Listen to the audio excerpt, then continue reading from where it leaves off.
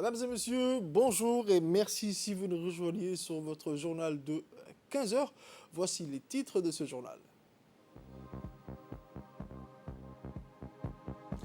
Le secteur agricole au cœur des priorités du développement.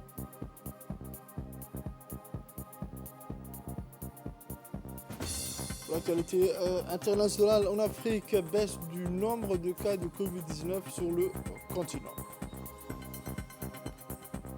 Merci encore, mesdames et messieurs, si vous nous rejoignez sur votre édition de 15 heures. Le journal au complet à présent. On commence avec les actualités mentionnées dans les titres où son Excellence le ministre de l'Agriculture, M. Mohamed Ahmed Awale, a participé à un sommet vertu sur les systèmes alimentaires aux côtés des représentants des agences des Nations Unies concernées par la préservation du système alimentaire. Ce sommet vise à adopter la vision des objectifs de développement durable à l'horizon 2030 pour réduire la pauvreté, éliminer la faim, l'égalité et protéger les écosystèmes. Ceci intervient également près de 2 ans après le déclenchement de la crise du Covid-19 qui a fait des millions de morts dans le monde, secoué de nombreuses économies et affecté les systèmes alimentaires dans le monde. Ces sommets ont eu lieu à un moment où la planète est confrontée à un changement climatique sans précédent, à une érosion de la biodiversité alors que le continent africain doit maintenir sa souveraineté alimentaire pour nourrir sa manière plus démographique à des manières plus objectives et durables. Écoutons à présent le discours du ministre de l'Agriculture à l'occasion du sommet vertu sur les systèmes alimentaires aux côtés des représentants des agences des Nations Unies concernés par la préservation du système alimentaire. Un environnement naturel difficile et aride, sous forte pression et dans une région où la géopolitique est complexe, avec la proximité du Yémen, de la Somalie et de l'Éthiopie, Djibouti a fait de nombreux efforts pour promouvoir des approches innovantes dans le cadre de la sécurité alimentaire qui ont contribué à rendre le pays de plus en plus résilient face aux défis de la dépendance des systèmes alimentaires nationaux vis-à-vis des marchés internationaux. En effet, depuis des années, des efforts importants ont été investis dans le domaine du secteur agricole. En ce qui concerne le milieu urbain, compte tenu de l'accroissement démographique, des extensions des infrastructures portuaires et de l'implantation d'industries au niveau des free zones, 2 grands projets, à savoir l'adduction d'eau potable à Dagala, Djibouti, pour un volume journalier de 100 000 m3 par jour, et l'unité de dessalement de Doralé d'une capacité de 22 500 m3 par jour ont été réalisés pour satisfaire entièrement les besoins des centres urbains en eau potable. Tous ces efforts déployés ont abouti à affranchir de la soif des populations vivant en milieu rural et en milieu urbain. Dans le cadre du milieu urbain, avec la gratuité de l'eau potable dans ce domaine. Djibouti importe 80% de son alimentation et dans le but de réduire cette dépendance vis-à-vis de l'extérieur, différents projets et programmes ont été réalisés, permettant ainsi l'augmentation de la production d'une manière substantielle par le développement d'une agriculture maraîchère intensive avec l'introduction des cultures sous serre et l'installation du système d'irrigation goutte à goutte. Ainsi, des rendements sont en nette augmentation. Ils sont passés de 20 tonnes, voire 40 tonnes à 50 tonnes à l'hectare. Aussi, compte tenu des conditions climatiques arides de Djibouti, le choix du palmier dattier reste primordial dans le cadre du renforcement des systèmes alimentaires pour répondre aux besoins des agriculteurs en plants. 10 000 plants de vitroplants de dattier seront produits chaque année. Ce sont des variétés nobles et productives pour développer des systèmes alimentaires durables une dynamique nationale est en train de se mettre en place à travers l'émergence de l'agrobusiness en agriculture comme dans le domaine de la pêche. La mise en place des projets transfrontaliers pour endiguer les flux migratoires en provenance des pays limitrophes. Et enfin, je réitère l'engagement de la République de Djibouti pour soutenir les initiatives en faveur des systèmes alimentaires et remercie tous les cadres des systèmes des Nations Unies qui ont préparé ce sommet. Autre actualité nationale, l'Institut national d'administration publique, en collaboration avec l'Assemblée mondiale de la jeunesse musulmane, WAMI, a organisé jeudi dernier une cérémonie de remise des certificats à l'intention des cadres arabophones de l'administration publique. En effet, ces cadres ont bénéficié d'une formation de 5 jours qui avait débuté le 19 septembre dernier sur la planification stratégique en langue arabe dans les locaux de WAMI. Ce dernier a été dispensé par un expert international, en l'occurrence Dr Jalal Bachir Daoud. Les bénéficiaires ont profité de l'expertise de Dr Jalal dans les domaines de la planification stratégique. À l'issue de la remise des certificats, les participants ainsi que le secrétaire général du ministère du Travail, le directeur général de l'INAP ont eu droit à une visite guidée dans les locaux de WAMI sous les explications de son directeur général.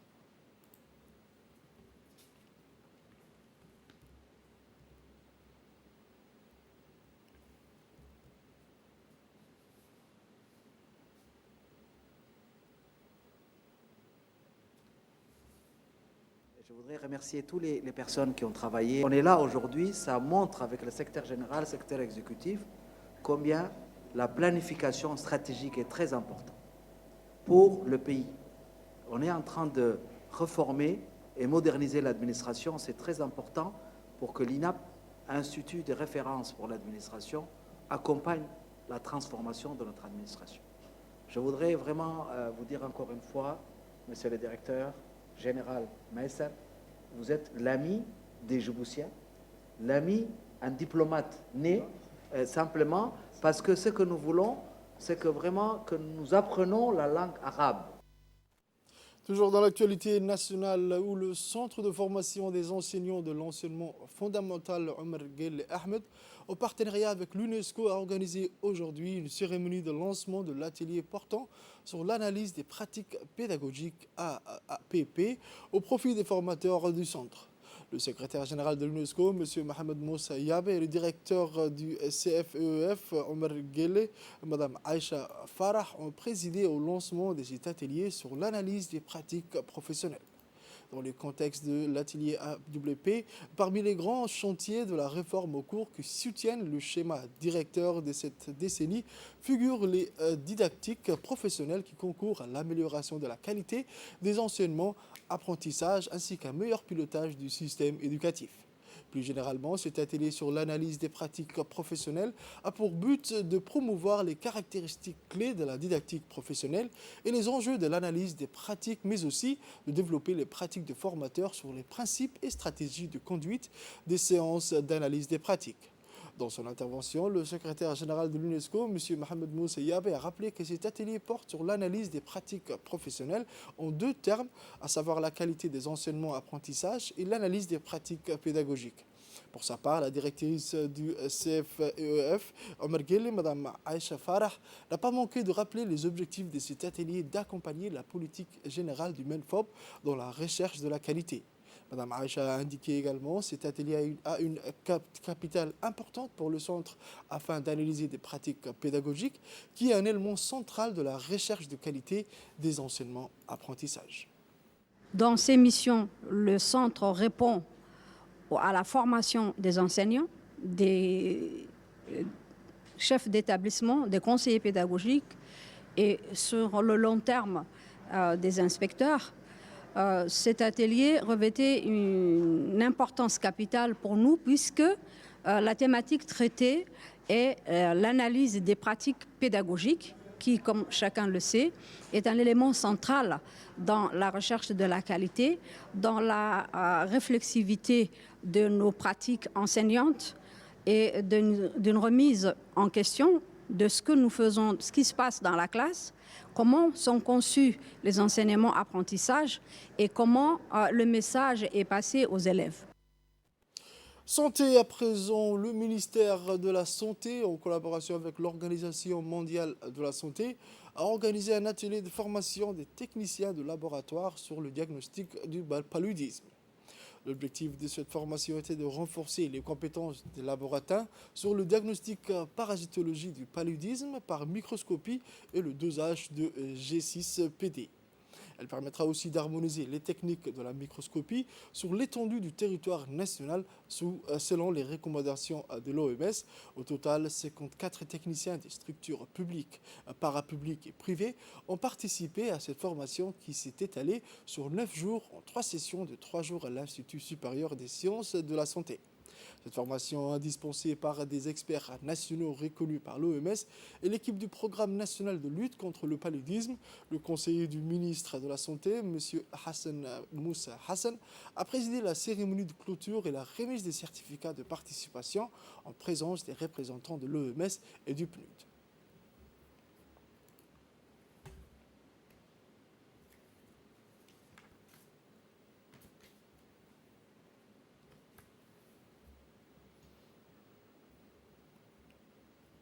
Dans le cadre de la lutte contre l'insalubrité publique, la police nationale a effectué ce matin une opération de nettoyage du grande envergure devant le LIC.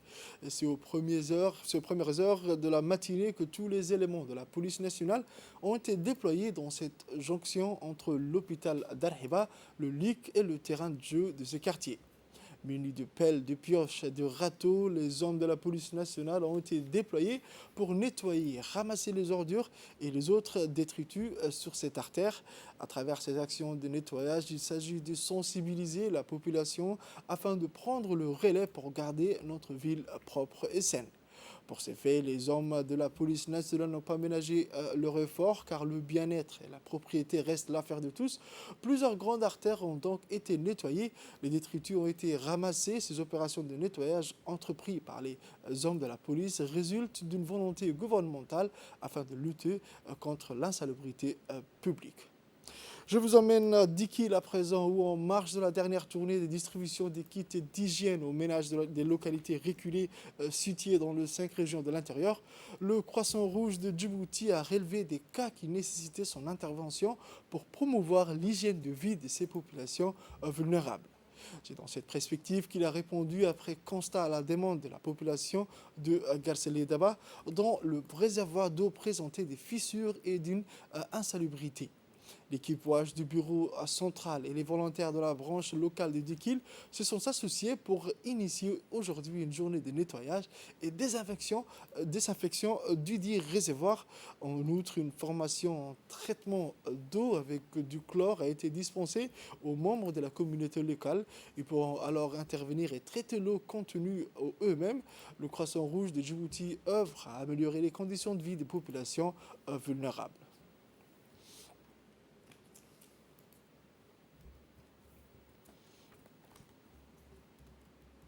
Dans le cadre du suivi de kits d'hygiène qu'on a distribués dans les 5 régions des districts de l'intérieur, à peine nous avons remarqué beaucoup de difficultés et beaucoup de doléances de la part de la communauté. Ici à Garsadaba, parmi on faisait de la suivi. D'après des séances de plaidoyer des focus group, ils ont demandé qu'il y a un problème au niveau de leur réservoir. Nous sommes partis voir, évaluer, nous avons constaté qu'il y a beaucoup de germes parce que l'eau qui se trouvait dans ces réservoirs n'a pas été traitée. Ils ont sollicité, d'après notre évaluation, nous avons écrit un rapport et remis à nos supérieurs et ils nous ont ordonné de faire cette activité avec les suivis.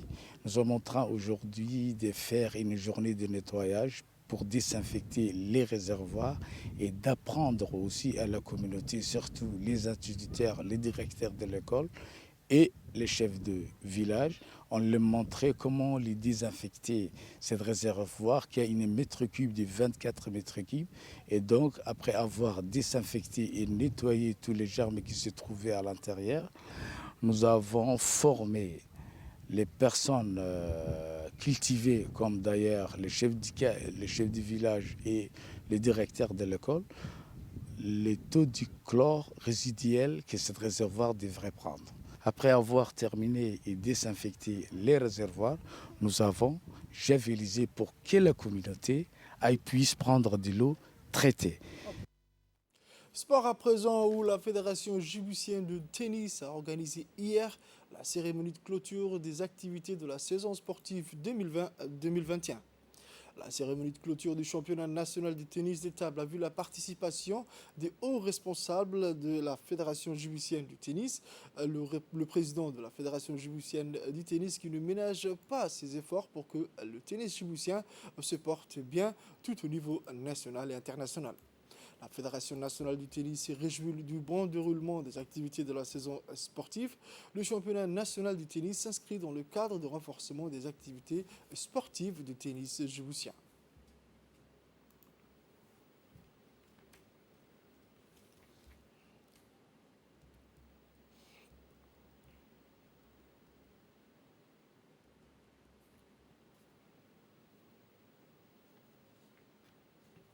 Et enfin, pour les actualités internationales, au Nigeria, 3 personnes soupçonnées d'avoir enlevé dans le nord-ouest du Nigeria plus d'une centaine d'élèves dans une école chrétienne. Il y a 2 mois ont été arrêtés, a annoncé jeudi soir la police. Le 5 juillet, des hommes armés avaient envahi le pensionnat du lycée baptiste Bethel Secondary School à la périphérie de la ville de Kaduna et enlevé 121 élèves qui dormaient dans leur chambre. Depuis le 5 juillet, 100 élèves ont été libérés ou ont réussi à s'échapper, tandis que 21 restent encore aux mains de leurs ravisseurs. Ce kidnapping de masse s'inscrivait dans une série d'enlèvements menés depuis des mois par des groupes criminels armés agissant du nord-ouest et le centre du Nigeria. Ce groupe qui mène pillages, attaques et enlèvements sont d'abord motivés pour l'appât du gain. Ils prennent pour cible des écoliers et des étudiants pour obtenir des rançons et n'ont a priori pas de motivation idéologique, à l'inverse du groupe djihadiste qui sévissent au Nigeria. Le mois dernier, près d'une centaine d'élèves d'une école privée musulmane qui avait été enlevés dans l'ouest du Nigeria en mai ont retrouvé leurs parents. Les islamistes de Boko Haram sont les premiers à s'être livrés à des rapts dans des écoles avec l'enlèvement de plus de 200 jeunes filles dans leur dortoir de Chibok en 2014, suscitant le mois de l'opinion publique mondiale. Autre actualité internationale mentionnée dans les titres, le nombre de cas de contamination a baissé sur le continent selon l'Organisation mondiale de la santé. En Afrique du Sud, principal foyer de la pandémie, moins de 3000 cas sont désormais enregistrés quotidiennement. Les chiffres passent aussi au vert au Maroc, en Tunisie, Libye et l'Éthiopie. Le nombre actuel de nouveaux cas de Covid-19 en Afrique s'atténue, mais avec 108 000 nouveaux cas, plus de 3000 vies perdues au cours de la semaine écoulée et 16 pays toujours en résurgence. Ce combat est loin d'être terminé, a déclaré le docteur Benido, directeur du cluster des maladies transmissibles et non transmissibles à l'Organisation mondiale de la santé Afrique. Des efforts sont fournis sur le plan vaccinal, par exemple. À peine 3 à 4% de la population a été vaccinée. Il faut multiplier par 7 le rythme de la vaccination pour environ toucher 150 millions de personnes par mois, prévient l'OMS. C'est tout pour cette édition, mesdames et messieurs. Merci de l'avoir suivi et restez avec nous pour la suite du programme. Bon après-midi sur Télé Djibouti.